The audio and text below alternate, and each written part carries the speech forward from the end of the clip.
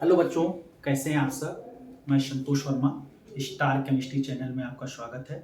बच्चों, आज हम लोग जो भी ऑर्गेनिक कंपाउंड्स हैं, जब वो किसी रिएक्शन में पार्टिसिपेट करता है तो जो कोवैलेंट बॉन्ड होता है वो किस तरह से ब्रेक करता है, किस तरह से इनका फिजन होता है, इसके बारे में स्टडी करेंगे कि कोई ऑर्गेनिक कंपाउंड जब रिएक्शन में पार्टिसिपेट करता है तो उसका बॉन्ड किस तरह से ब्रेक करता है।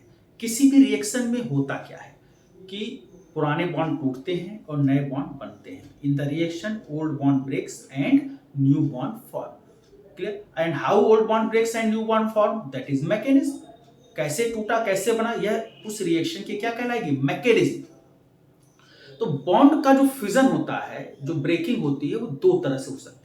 एक होमोलिटिक फिजन होता है और दूसरा होता है हेट्रोलिटिक फिजन। एक एक करके आइए इनको देखा जाए। तो पहले हम लोग जाने कि होमोलिटिक फिजन क्या होता है। होमोलिटिक फिजन को ही हम लोग होमोलिसिस बोलते हैं। अगर ए और बी के बीच में एक एक इलेक्ट्रॉन की शेयरिंग हुई है, जब एक एक इलेक्ट्रॉन की शेयरिंग हुई है तो इनके बीच में जो बॉन्ड बना है वो क्या है, सिंगल कोवैलेंट बॉन्ड।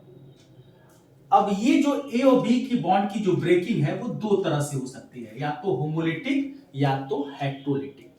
अगर ए और बी का जो बॉन्ड है उसकी ब्रेकिंग होमोलिटिक हो, होमोलिटिक अगर फिजन हो रहा है, फिजन कैसा हो रहा है, होमोलिटिक, तो इसमें क्या होगा, जो बॉन्डेड इलेक्ट्रॉन है, शेयर्ड पे इलेक्ट्रॉन्स हैं, वो दोनों एटम के बीच में इक्वली डिस्ट्रीब्यूट हो जाएं। क्या हो जाए, इक्वली डिस्ट्रीब्यूट हो जाए, बराबर बराबर बढ़ जाए। तो यहां पर जो बॉन्ड का फिजन है, क्लीवेज है, ब्रेकिंग है, वो कहलाएगी होमोलिटिक।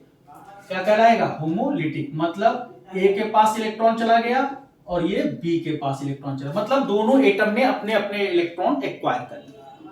और होमोलिटिक फिजन के पश्चात जो स्पीसी मिलती है, इसको हम लोग फ्री रेडिकल बोलते हैं। क्या बोलते हैं, फ्री रेडिकल। तो ये ए का फ्री रेडिकल होगा और ये बी का फ्री रेडिकल होगा।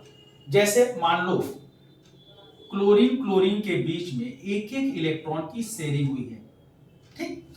अगर इसका फिजन, इस बॉन्ड का फिजन होमोलिटिक होगा, अगर इसका होमोलिटिक फिजन होता है तो जो बॉन्डेड इलेक्ट्रॉन है वो इक्वली डिस्ट्रीब्यूट हो जाएंगे। मतलब ये इलेक्ट्रॉन इस क्लोरीन के पास चला जाएगा और ये इलेक्ट्रॉन इस क्लोरीन के पास चला जाएगा, मतलब ऐसा हो जाएगा। ये जो स्पीसी मिली ये फ्री रेडिकल कहलाएगी। इसको आप क्लोरीन फ्री रेडिकल बोल सकते हैं। क्या बोल सकते हैं बेटा, क्लोरीन फ्री रेडिकल। या मान लो देखो CH3 देख लो बेटा,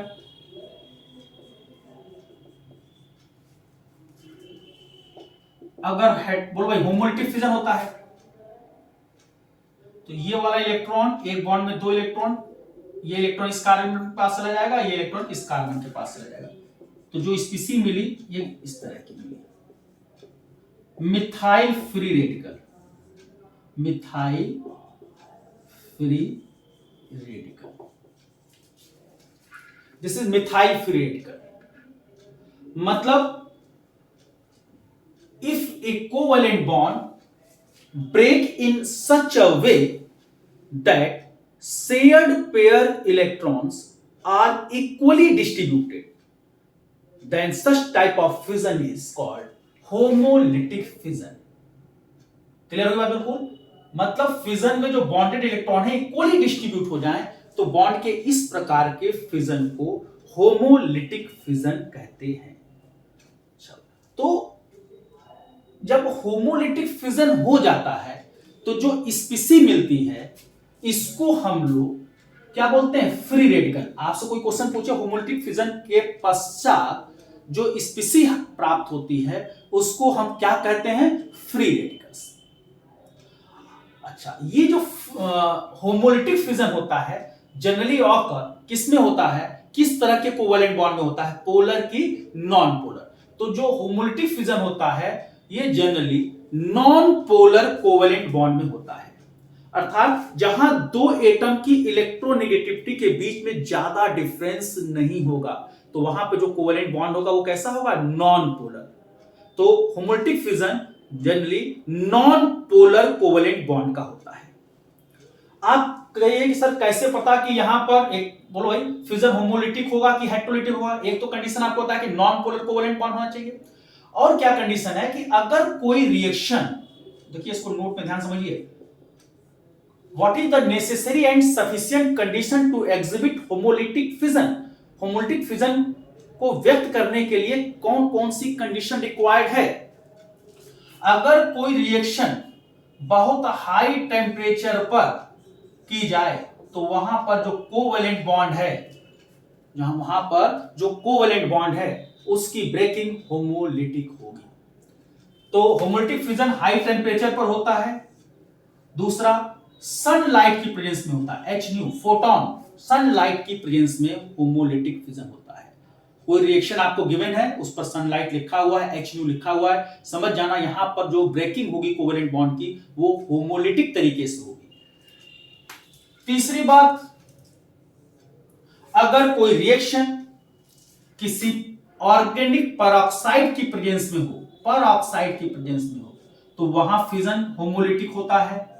कैटेलिस्ट की प्रेजेंस में अगर कोई रिएक्शन होता है वहां पर होमोलिटिक फ्यूजन होता है, या किसी फ्री रेडिकल की प्रेजेंस आ जाती है तो वहां भी फ्यूजन जो होता है वो होमोलिटिक फ्यूजन होता है।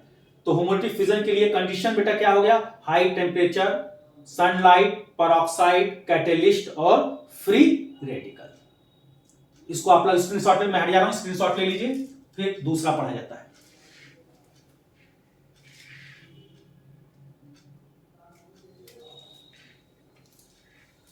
तो बच्चों अब देखा जाए हेटेरोलिटिक फ्यूजन। होमोलिटिक फ्यूजन के बाद आइए अब देखा जाए heterolytic fusion.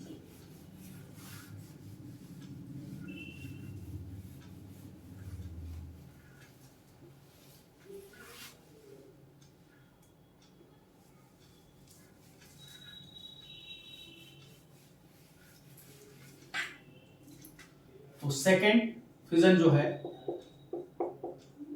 Heterolytic fusion,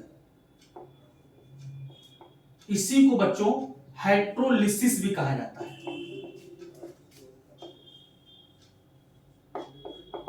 hydrolytic fusion या इसी को हाइड्रोलिसिस कहा जाता है।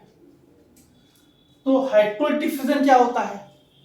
ए और बी अगर ये दो एटम हैं, इनके बीच में एक एक इलेक्ट्रॉन की शेयरिंग हुई है, अगर इस कोवेलेंट बॉन्ड की ब्रेकिंग होमोलिटिक ना होकर हेटेरोलिटिक हो, मतलब यहां जो फ्यूजन है वो होमो ना होकर क्या हो? हेटेरो हो।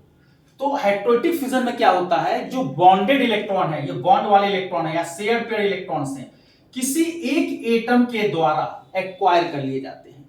अब कौन एटम लेगा? जिसकी इलेक्ट्रोनेगेटिविटी क्या होगी? ज्यादा होगी।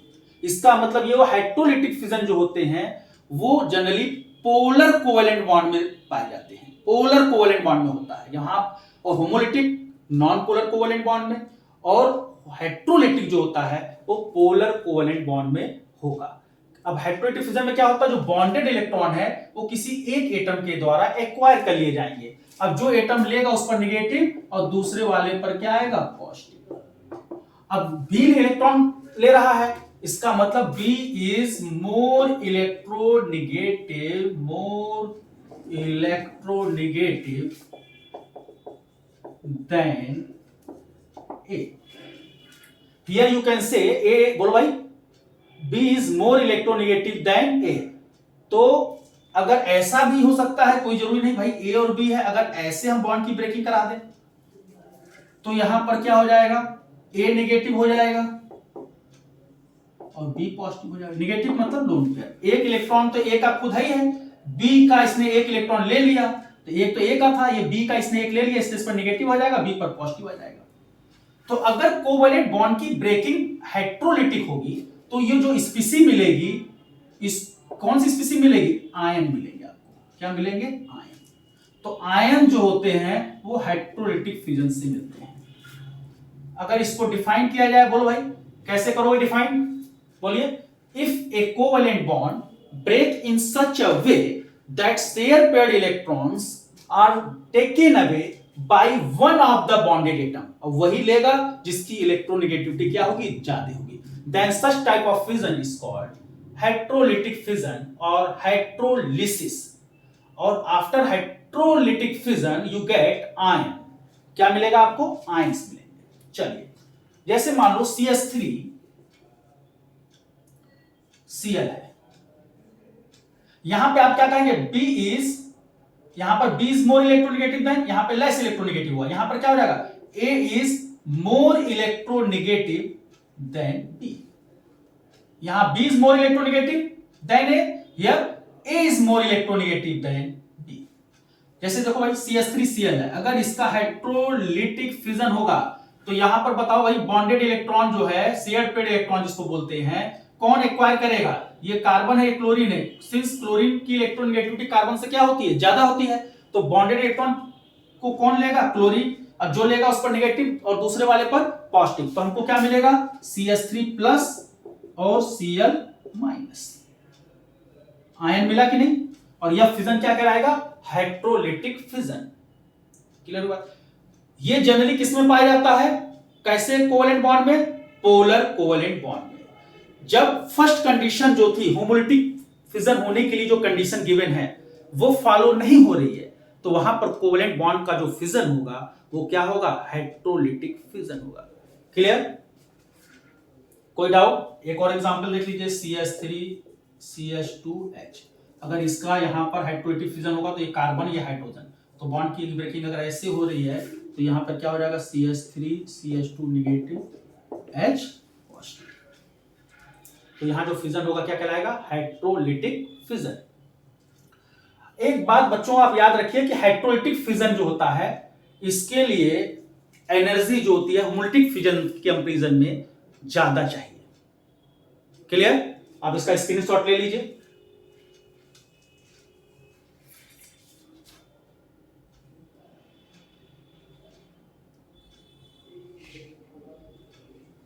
ठीक है, चलिए आप नोट में लिखना तो लिख लीजिए। Energy required for hydrolytic fission क्या होगा, always greater than homolytic fission. तो इस तरह बच्चों हम लोगों ने बहुत अच्छी तरह से होमोलिटिक फिजन और हाइड्रोलिटिक फिजन को जान लिया।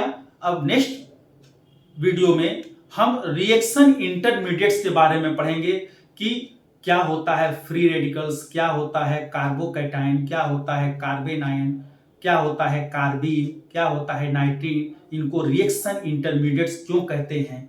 क्लियर, इन सब पर हम लोग एक एक करके चर्चा करेंगे और इनकी स्टेबिलिटी को भी हम लोग डिस्कस करेंगे। Thank you.